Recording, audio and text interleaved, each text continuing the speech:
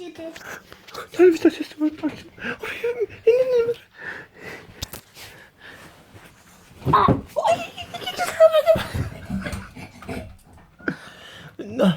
No, alltså jag ska med någon med utgodsen.